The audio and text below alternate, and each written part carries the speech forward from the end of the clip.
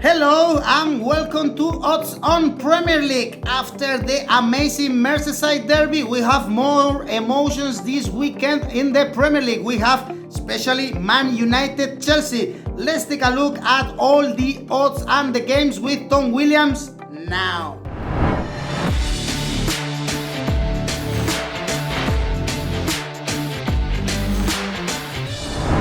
Hello, we are with Tom Williams, our expert in the Premier League. Hello, Tom. Hi, Eduardo. To analyze this 6th week of the Premier League after the very interesting Merseyside derby we saw last week. And the first game we have with us is on Friday. We have Aston Villa Leeds. Leeds lost, I would say, with an unlucky goal against Wolverhampton on Monday. And Aston Villa, I can't believe they continue to be impressive. They beat Leicester on the road thanks to another goal scored by Ross Barkley. What do you think is going to continue this streak for Aston Villa? Yeah, Villa continue to impress. 4 straight wins. They're the only team in Europe's 5 major leagues, along with AC Milan, who still have a 100% record. I think I said last time that Liverpool result was a bit of a fluke, that we perhaps shouldn't read too much into it. But as you say, they proved it again, going and winning away at Leicester, which is not an easy place to win. Leeds have impressed us already this season, but they sort of ran out of steam a little bit against Wolves in that game. They've also lost Calvin Phillips to a shoulder injury. He's so crucial to the way that they play in that sort of number 6 role in front of the defence. So given Villa's form and the fact that Leeds have gone off the board a little bit, I'm looking at a Villa home win here. Okay, so we have interesting odds actually for Villa to win. We have 2.41 right now on Oddspedia, so a good call.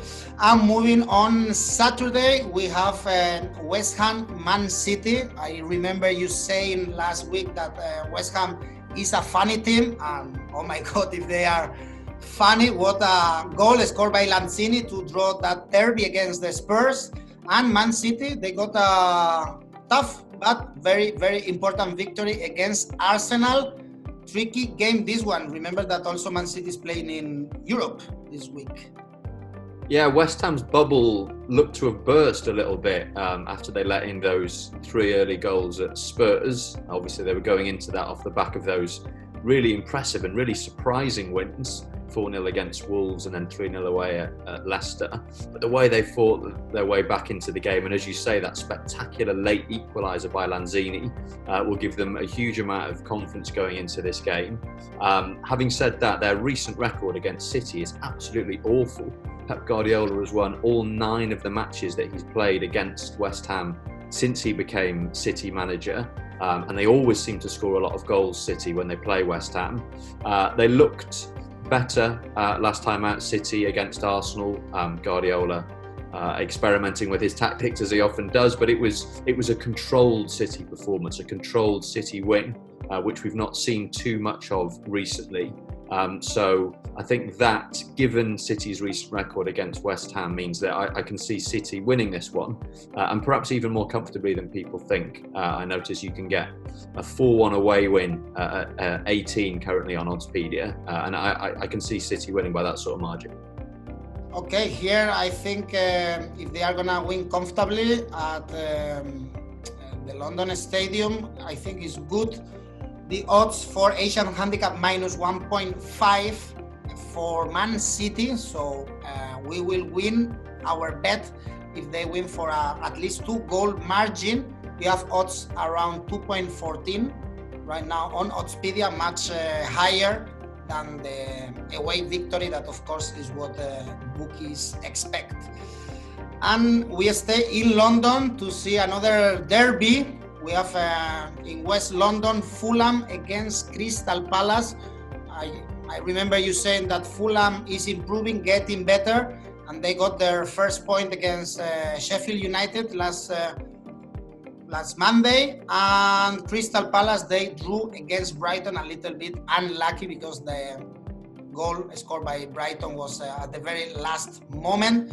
Here, Palace is still favorite though to win this derby.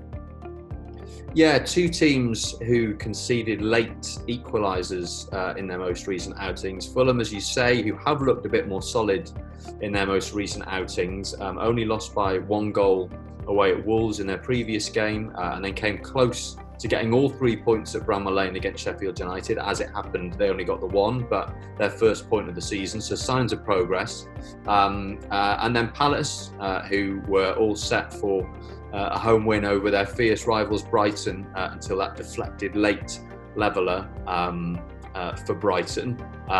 Palace have impressed me this season more than Fulham have. They've already got a couple of wins under their belts. It was only really in that 4-0 defeat away at Chelsea that they really struggled. They're a really formidable counter-attacking team. They're generally quite good on the road, so I expect Palace to win this one. All right, good odds also, 2.71, still Palace favorite, but the odds I would say are appealing, especially playing against Fulham that is at the bottom of the table. And then we have the best game probably this weekend, Man United Chelsea. What a game, especially the Red Devil supporters must be very, very happy after their amazing victory. I didn't expect it, to be honest, at the Parc des Princes against PSG. They also won their league game against Newcastle, so 2 straight victories for Solskjaer men. I'm sure Solskjaer now is happy that he's gonna keep the job longer. Against Chelsea, again with a lot of problems, I would say, in defense against Southampton, and not very convincing also in their European debut against Sevilla. Yeah, I mean, I think what that victory for Manchester United at Paris Saint-Germain showed was that Solskjaer is really good at setting his team out against top-level opposition. It's the one area where he's really excelled, and it allows United to play on the counter-attack, and with the pace they have up front, Marcus Rashford, Anthony Martial, who is suspended for this game on Saturday, Mason Greenwood as well. That's an area where they really excel. Chelsea, as you say, continually up and down, as they have been since Frank Lampard took charge at the beginning of last season. You know, blowing that victory against Southampton last time out to draw 3-3 and letting in 3 really soft goals. They did look more solid defensively against Sevilla in the Champions League. Edouard Mendy, the new goalkeeper, came in and looked pretty solid. Thiago Silva came back into the side as well. But they are a team who give you chances. And so are Manchester United. There's only 1 clean sheet in the Premier League between these 2 clubs this season. So I think there are going to be goals. You can get 2.64 on there being over 3.5 goals in this game. And I think the fact that both teams are much happier going forward than they are defending means that those are decent odds. Okay, then hopefully we are going to have fun at Old Trafford if we see at least 4 goals, as you expect. And the last game on Saturday on Anfield. At Anfield we have Liverpool, Sheffield United. Liverpool fans, I think that was a crazy Merseyside derby, of course. VAR, I don't know. No Liverpool fan can be happy about the referee. They lost also Van Dijk. It's very important, I think, to see how this absence is going to affect the team. But the game should be an easy one. They face Sheffield United, only they drew against Fulham, and they are looking really poor this season. Liverpool really favorites here, of course. There's no value on betting on them, 1.29. Yeah, I mean, a difficult week for Liverpool, obviously dropping points for the second game in succession in the Merseyside derby. The injury to Virgil van Dijk. Alisson, the goalkeeper, is already out. We know what a big miss he is. Joel Matip is also now sidelined as well. So lots of injuries in defence. But at the same time, Sheffield United not in great form. Yes, they got their first point of the season at home to Fulham last time out, but it took a slightly soft, perhaps slightly fortuitous late penalty to get there. They've gone 8 league games without a win. They haven't won away from home in the league since February. So yeah, I'd agree. All points towards a Liverpool win here. Mm-hmm. If we want to find value on a Liverpool win, We have to go for Asian handicap -2 on Liverpool, so they have to win at least for 3 goals to get to win our bet. For that, we have odds 2.30. We get our money back if only they win for 2 goals difference. So that could be a good choice for the last game on Saturday. And on Sunday, St. Mary's, we have the leader, Southampton, Everton. I would say a difficult game on the road for Ancelotti's men. We spoke already about the crazy game at the bridge with Southampton getting the draw. And I think a positive thing for this team is that Danny Ings already scored 4 goals this season. And Everton, they got a very valuable draw at the derby, so still on the top of the table. And also, I think here I highlight Calvert-Lewin, great header. Also in the derby, 7 goals is impressive right now. Yeah, I mean these are 2 teams who like to attack. 2 teams who also leave gaps in behind. We've seen that from both sides so far this season. Southampton look to have found a little bit of solidity, winning against Burnley and West Brom in consecutive games without letting any goals in. Then there was that madcap game at the bridge where they came back to draw 3-3 late on. Everton getting a very creditable draw at home to Liverpool. They're without Richarlison, of course, who is suspended after getting sent off in that game. But, as you say, can still call on Dominic Calvert-Lewin, the man in form in the Premier League this season. Hard one to call this. I think it'll be a test for Everton. I think Southampton's habit of defending very high will give them chances. But with Danny Ings in the form that he's in and Che Adams having really kicked on since the restart, Southampton pose a threat as well. So, I can see both teams finding the net here and a difficult one to call. Then let's have a look at the total goals market. You said you expect many goals, or we should expect goals here. For over 2.5 goals, we have 1.83 right now on oddspedia.com. If you want to risk a little bit more, over 3.5 goals, we have odds at 3.0. So that's really high odds.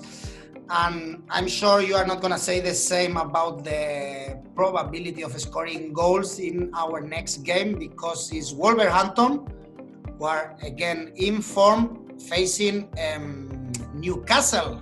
I think the Wolves are again as sharp as they were last season. Another striker I really like is Raúl Jiménez. Really good goal he scored to win that game against Leeds, and they faced Newcastle. They fought. I think it was not realistic, that 1-4 result against Man United, but still they lose the game. Yeah, I think what we've seen from Wolves in their last 2 games, the 1-0 win at home to Fulham and particularly that 1-0 win away to Leeds, was that sense of control about their football, which was such a key feature last season and the season before as well. They're a team who really do dominate matches, not necessarily in possession, but always look very secure, don't give many chances away, and tend to threaten in attack. That 4-0 defeat that they succumbed to at West Ham made you wonder whether something had gone wrong there, but that Wolves look more like their old selves. Newcastle have had a couple of eye-catching results, winning at West Ham and 3-1 at home to Burnley. But I think the way that Wolves are playing, the fact that Newcastle shipped those 4 goals at home to Manchester United, that makes me think that Wolves are favourites for this one. Okay, let's put our money there. We have odds at 1.78 for Nuno Espirito Santos team. And then we move to the capital again. We have Arsenal, Leicester City. Probably both teams will be a little bit tired. They have Europa League games. And Arsenal, they were pretty serious, I would say. A good team, against Man City, but they lost at the Etihad. And Leicester City, second defeat in a row. For this, we have Arsenal favorite, but still with decent odds, 2.0, and Leicester to win 4.15. I don't know what can we expect here, actually. I mean, Arsenal this season, they have had some difficult fixtures. They've already had their two most difficult fixtures of the entire campaign, in the sense that they've gone to both Liverpool and Manchester City and lost both of those matches. But apart from that, they've looked pretty solid. They don't let too many goals in, and there is a feeling of momentum. There is a feeling of progression. I know Arsenal fans were dissatisfied with the slightly meek nature of that defeat at Manchester City, but they were in the game the whole way through, which is a sign of encouragement. Leicester, you start to worry about a little bit, losing at home to West Ham before the international break, and then losing at home to Aston Villa immediately after the international break. Two games you would have expected them to win. Maybe getting on the road will help them to sort of clear their heads a little bit, but they're also missing key players. Soyuncu's been ruled out. They're already without Ricardo Pereira. Wilfred Ndidi is such a huge miss for them as well in that defensive midfield role. They've also not won at Arsenal in the league since September 1973, which is pretty remarkable. Yes, Jamie Vardy has got a fantastic goal record against Arsenal, but I think the way that Arsenal have gone about games this season, and given Leicester's slightly problematic form, I think a home win here is a decent bet. Okay, then Arsenal 2.0 is Tom Williams' bet for the last game on Sunday, and then we have the last two games for Monday. We have Brighton, West Brom. Tough game for the relegation battle. Brighton got a late draw. We already spoke about it against Crystal Palace, thanks to McAllister. And West Brom only drew against Burnley. Two really poor teams so far, I would say, in this Premier League. I mean, I said this last time. I think Brighton have been slightly unfortunate. I think if you look at their results so far, I don't think they've been robbed, but I think their performances have been better than the results suggest. You think notably back to that 3-2 defeat at home to Man United, with the penalty being scored after the final whistle. And yes, it took that slightly scrappy goal to give them a point at Crystal Palace last weekend, but that's such a big game for Brighton fans, and it will have given them a great deal of satisfaction to deny Palace victory in that fashion. West Brom, apart from that one half of football against Chelsea where they raced into a 3-goal lead, we've not really seen anything from them this season. You looked at their last fixture at home to Burnley and thought, well, if they're not going to get off the mark here, when is it going to happen? And they end up drawing 0-0. So, they look pretty toothless, West Brom. I kind of feel like at some point Brighton are going to produce a performance that is going to show people how good they are. So I'm back in Brighton here, and Brighton scoring in both halves is available at 2.8 or thereabouts on Oddspedia. Good. Then, and the last one is Burnley Tottenham. You have to explain me how they didn't win the derby and the red debut of Gareth Bale. People actually in Spain were making fun of Gareth Bale, who came into the pitch while his team was winning 3-0, and it's not the best start because they couldn't win the game. And now they face Burnley. Usually they are very tough team, not playing at home, but it's not their best season. Of course, for Burnley, you said already how the coach Dyche was complaining a lot about the market. I don't know here if we should expect also Spurs to win easily or not really. I mean, Burnley got their first point on the board in the last game week with that 0-0 draw at West Brom, and Spurs will be still kicking themselves for the way they threw away the game against West Ham. There's such firepower in this Spurs team. We've seen that, the relationship between Harry Kane and Son Heung-min, neither of whom can stop scoring or setting up goals for each other. You bring Gareth Bale into the mix. Yes, he missed that big chance that would have sealed it for Spurs at the end of the game, but good to see him out on the pitch and getting in goal-scoring position. So it's hard to see Burnley keeping Spurs at bay, given the way that Spurs are attacking this season. And I think, if Spurs can get their noses in front, which I expect them to do, it's very hard to see Burnley getting back into this game. So I'm backing Spurs to bounce back in this one. Okay, the odds for Spurs are 1.66. If we want to, because if we expect Tottenham to win easily here, we have to go for the Asian handicap market, and here we have -1, 2.16. So we win our bet if the Spurs win at least with 2 goals difference. I guess this is something doable for Jose Mourinho's team. And to finish the video, I am looking forward, Tom, to seeing your accumulator for this week. Let's see if we can make some big money here. So my accumulator selection for this week is Manchester City, Liverpool, Wolves and Brighton. And if all 4 of those results come in, there are odds there of around 6. So you get a decent return. City and Liverpool and Wolves probably no-brainers. And as I've said, I think it's about time Brighton got a decent win on the board. So that's my selection for this week. Okay, so with £10, we will earn £60, some money to spend on the pub. Thank you, Tom Williams, for analyzing with us the next round of the Premier League. Thanks, Eduardo. Thank you. Well, that accumulator that Tom Williams suggested maybe is a good idea for you to win money if you back the favorites. Let me know what you think in the comment section, and please like the video if you enjoyed it, subscribe to our channel, and do not forget to click on the bell to get notifications. Also remember, you can listen to all our videos on Spotify. We have a podcast there. We will be back next week with Tom Williams and more information about the Premier League.